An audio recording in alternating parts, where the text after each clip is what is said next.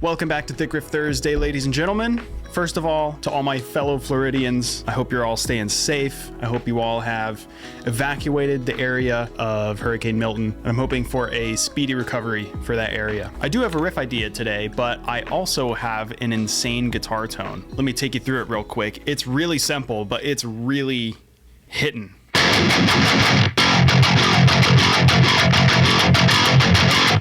And honestly, most of this tone is coming from the guitar, but the rest of it is coming from this tone that I built on the Quad Cortex.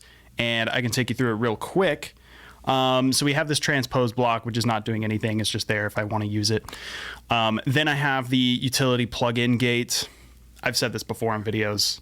I love the plug-in gate. Then I have the Joule compressor, which I'm not exactly sure what this is emulating. I could probably look it up in the manual real quick, but I love the way this compressor sounds. But I've got that going before the overdrive. Overdrive is just the green 808. Then we're going into the PV505. Here are my settings. You can screenshot it if you want to. Then the cab is the 412 Brit 35B Alnico Cream. Like, I would say this guitar tone is 50% this guitar and like 30% this cab.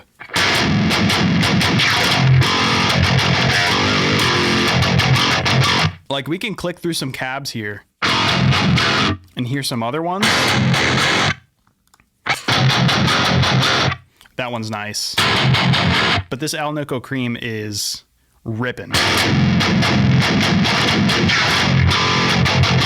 And then the mics I've got on it are just a 57 and a 160 ribbon mic. Then I've got a slight EQ. I'm just boosting a little bit of this 400 range, just a tiny bit, 1.2 dB.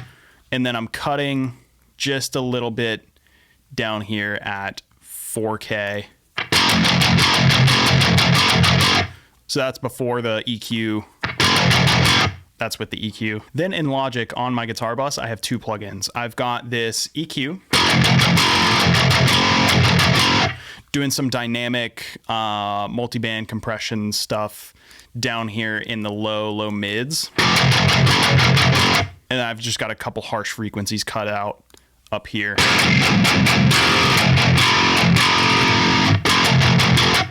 Just makes it a little more bearable on the ear. I've got Renaissance Axe going. I love how this compressor sounds. There's an adjective for guitar tones that my buddy Randy and I used to use all the time for stuff like this. We would always say it's chewy.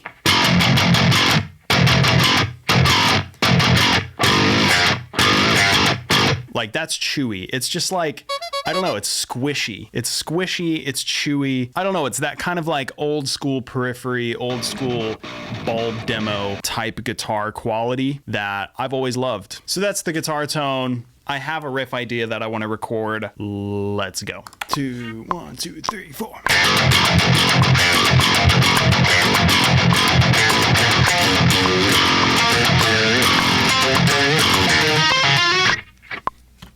There we go. That's the riff. With that little tapping lick at the end, we can't really turn it around the exact same way. Like, we can't loop back and start it exactly like we did here, because that would be jumping from this fret down to here in an instant. So what we're gonna have to do on that repetition is go like, and do like something like that. I could just punch that in real quick. Let me see. Yeah, like that. That I think works out fine. And the second time around, instead of doing that tapping lick again, I like to do some sort of like chuggy rhythm. Yeah, something like that. And I have an idea for after that too. That'll be really nasty. It's gonna be nasty. All right, that's a decent enough scratch take for us to start programming some drums. So let's do it.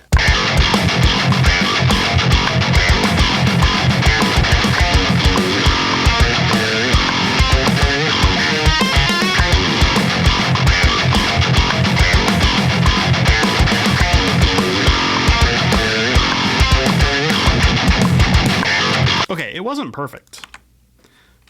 but I think that was good enough. I want it to be a little bit loose, so we're gonna go like 80% on the quantization strength. So this riff kind of has that ABAC structure that I do a lot, but I want to lean a little more into that and make each of those parts stand out a little more with the drums. So I'm going to do a more syncopated thing in the A section and then a more halftime open thing in the B and the C sections. So I think it'll be cool.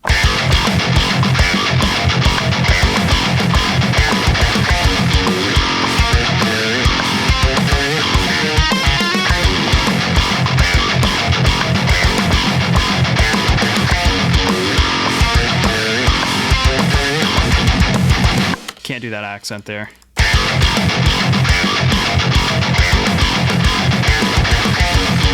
Can't do that accent either. I like that. That's feeling pretty good. If you guys are wondering why I haven't been using my E-kit as much and like actually playing the drum parts in, it's because I've been lazy.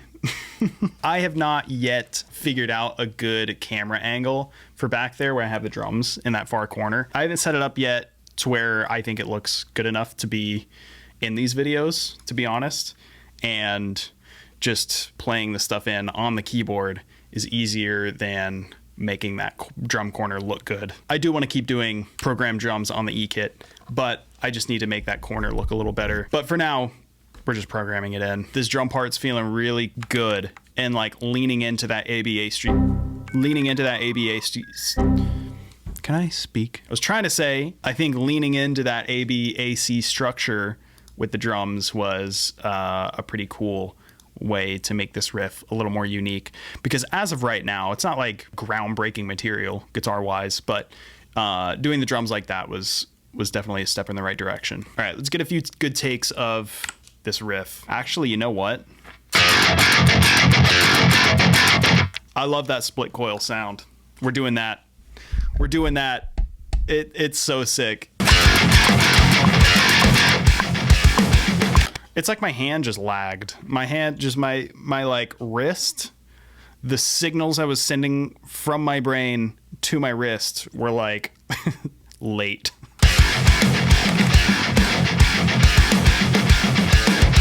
Brother, that guitar tone is ridiculous. That was pretty good. All right, we just got to punch that little lick in there. The last two were really good. We drop those in there and see how it sounds. Nice. Nailed it, brother. Bass programming time.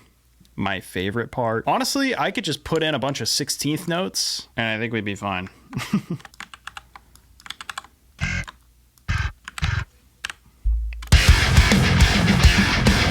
Just copy and paste 2 notes every every couple beats. This goes up an octave. And then I'll copy and paste this because it's the same rhythm, right? Yeah, same rhythm, just different notes. Ba. Da.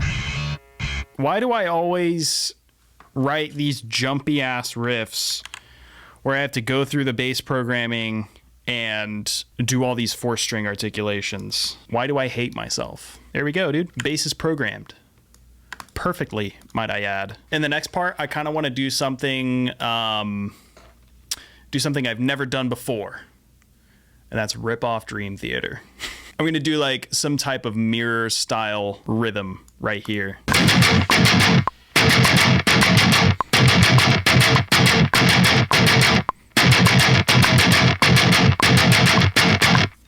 That was kind of cool. We're straight up ripping off the mirror right now, but I don't care.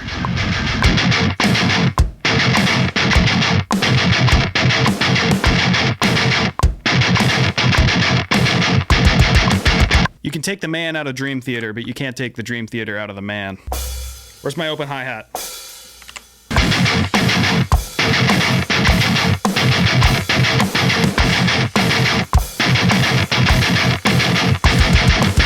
Come on.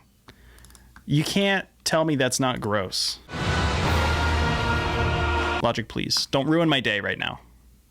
Don't ruin my day by doing this. I command thee. The rainbow wheel, man. Come on. Now we gotta force quit a project that, by the way, I didn't save. So hopefully autosave has my back. Okay, thank God. Logic, you're undefeated. I didn't mean anything. I love you, and you've never done me wrong. Logic's autosave feature is goated.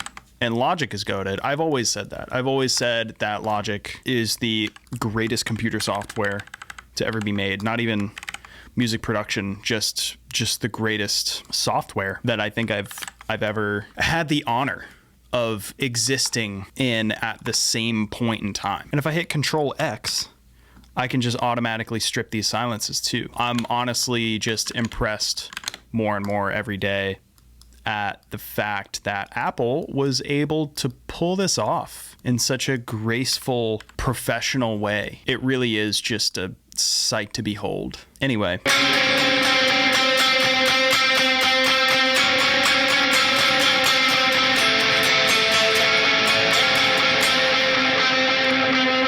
That's kind of cool.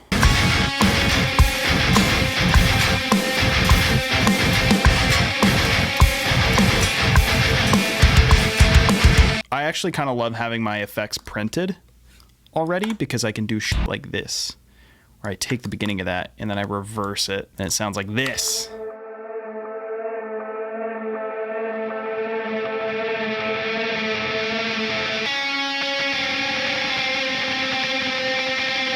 That's so sick. Archetype Plenty has a nice chorus in the post effects.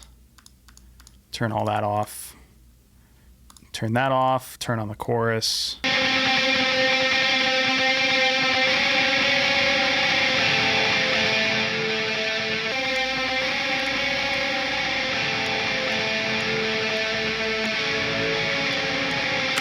That EQ helped out a lot because it was really harsh before.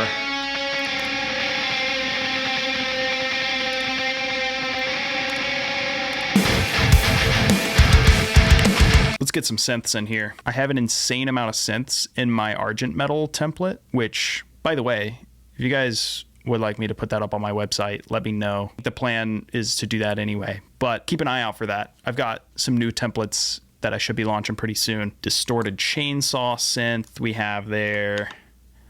We got big bass, we got chainsaw plus guitar.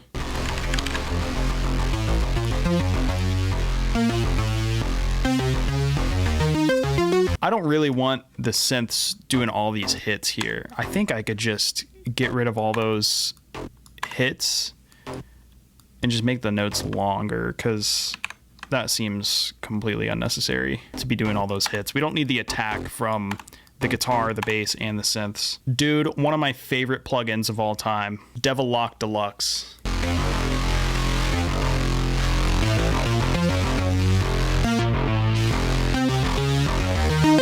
It also makes way too loud. And it doesn't have an output knob, just a mix knob, so we got to deal with that. And then we are going to side chain the kick.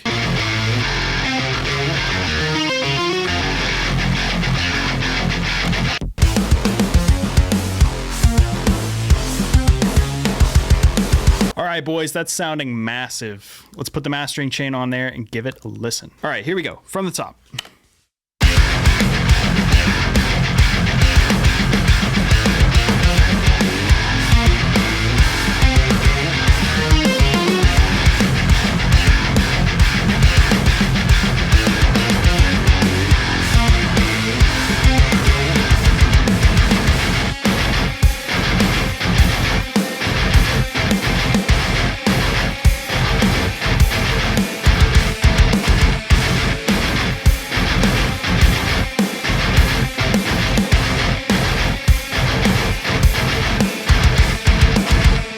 Dude, that lead guitar thing is evil sounding.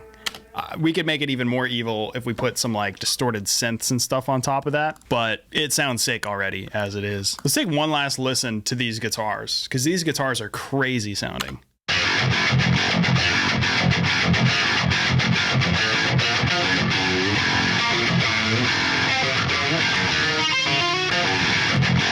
Yeah, dude, that's nuts. This is the guitar tone. All right, thank you guys so much for watching this episode of Riff Thursday. If you enjoyed the video, hit the like button and the subscribe button, and I will see you guys next week. Peace.